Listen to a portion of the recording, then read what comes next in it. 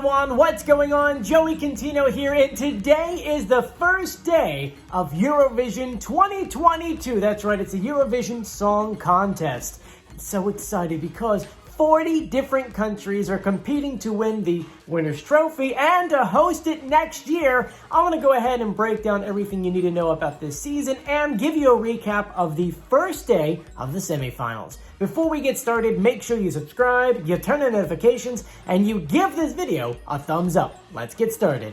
So, as I said before, 40 different countries are competing for the top slots in the finale, which is 25, for this Saturday, which is when the finale is taking place. There's a lot of things that people here in the States maybe don't know about the show, so I'm going to go ahead and jump backwards and give you an understanding of how the voting works, how they get to those 25, and how do they pick the winner. Let's start off talking about this season of the show, which is being hosted in Italy, because if you remember last year of the show, which was during COVID and they didn't really have a full audience, the Italian group Måneskin won. And you know that group because they have that famous song, Beggin, you know, I'm begging, begging you. I can't do it like that. But they didn't win with that song. They performed Zit-Te Bone-EE.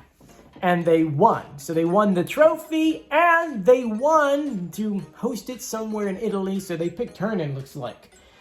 Now, because there are no more COVID-19 restrictions, last year I think they only had 3,000 people. This year it is jam-packed, and you can see that in the photos and videos we'll share with you guys later on today. Let's go ahead and break down how the voting works for this show. There's two different kinds of votes. You have the professional voters, meaning those in the professional field of music, and you have the fan vote. Those votes are really interesting because they range from 1 to 8, then 10, and then 12. I know the numbers are a little off, and I'm not really going to go into detail on why it's that way. Long story short of it, those are the numbers they pick from. Those who are voting from home, there's a few different ways you can vote. You can vote via telephone, text message, or there's an official app. Once those numbers come in, a national spokesperson goes ahead and they will call out those votes. Like, these are the fan votes and these are the professional votes, and then they tally it up. They do that for those 40 different countries, and they break up the semifinals into 2 different days. So semifinal day 1, then day 2, and then whoever has the most votes gets put into this 25 group, which is going to be the finale. One thing you have to keep in mind is that 25 group, 5 of those are already picked. Those are called the quote-unquote the Big Five.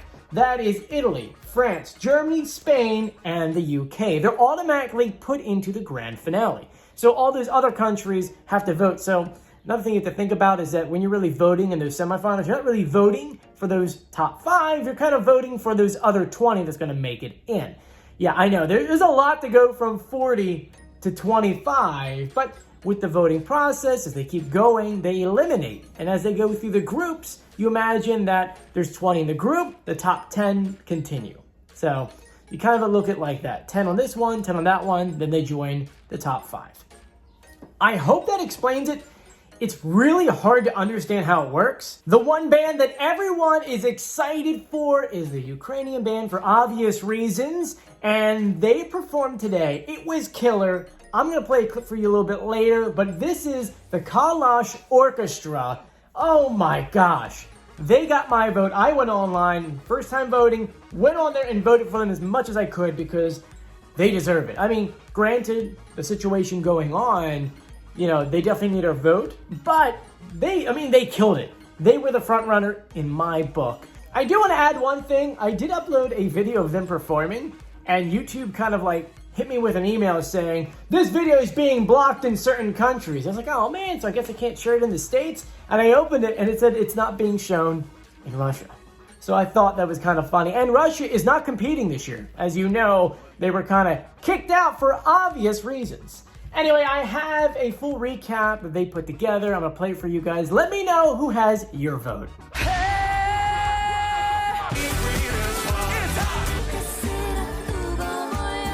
Mountains, they crumble. In Gledau is the fearless.